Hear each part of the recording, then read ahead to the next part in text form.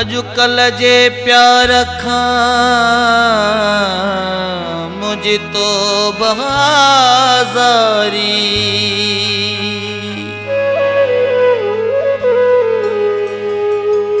अजुकल जे प्यार खां मुझे तो बाजारी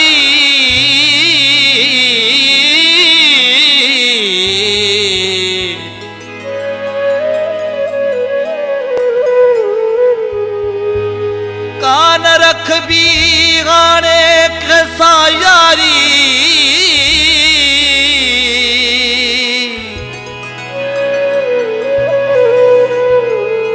अली गुल मीरानी चवे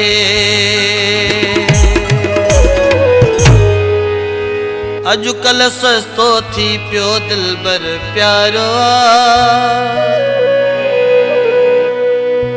बनायो हसीनन तंहिंखे पंहिंजो कारोबार अजुकल सस्तो थी पियो दिलबर प्यारो बनायो हसीनन तंहिंखे पंहिंजो कारोबार अजुकल सस्तो थी पियो दिलबर प्यारो बनायो हसीनन तंहिंखे पंहिंजो कारोबार बनायो हसीनन तंहिंखे पंहिंजो कारोबार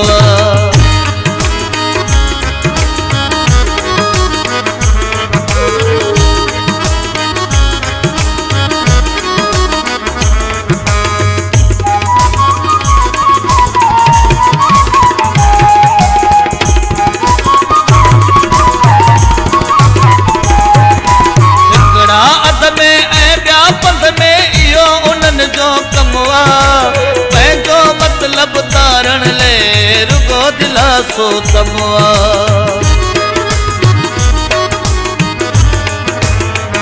हिकड़ा अध में ऐं ॿिया पंध में इहो उन्हनि जो कमवा पंहिंजो मतलब तारण ले रुगो दिलासो तमवा ॾाढो ॾुखियो ही तन जो रूप सिंगारो बनायो हसीनन तंहिंखे पंहिंजो कारोबार बनायो हसीनन तंहिंखे पंहिंजो कारोबार अजुकल सस्तो थी पियो दिलबर प्यारो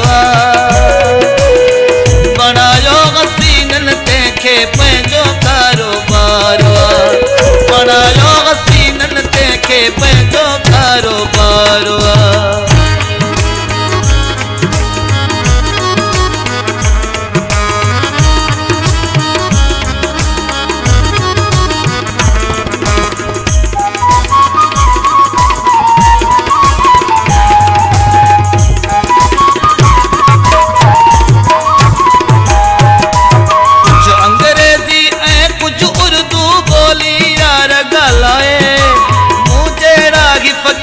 छजन था फंद पंहिंजे में फासाए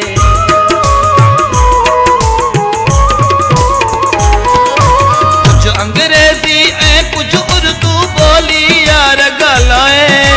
मूं जहिड़ा ही फ़क़ीर छजन था फंद पंहिंजे में फासाए तॾहिं त तनखे हासिल बंगलो कारवा बनायो हसीनन तंहिंखे पंहिंजो कारोबार बनायो हसीनन तंहिंखे पंहिंजो कारोबार अजुकल सस्तो थी पियो दिलबर प्यारो बनायो हसीनन तंहिंखे पंहिंजो कारोबार बनायो हसीनन तंहिंखे पंहिंजो कारोबार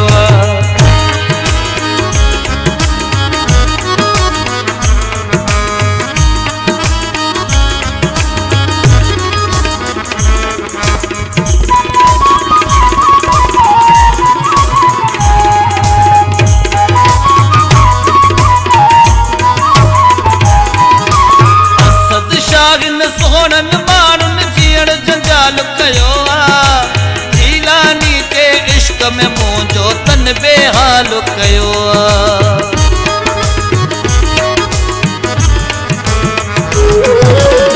सदशागन सोहननि माण्हुनि जीअण जंजाल कयो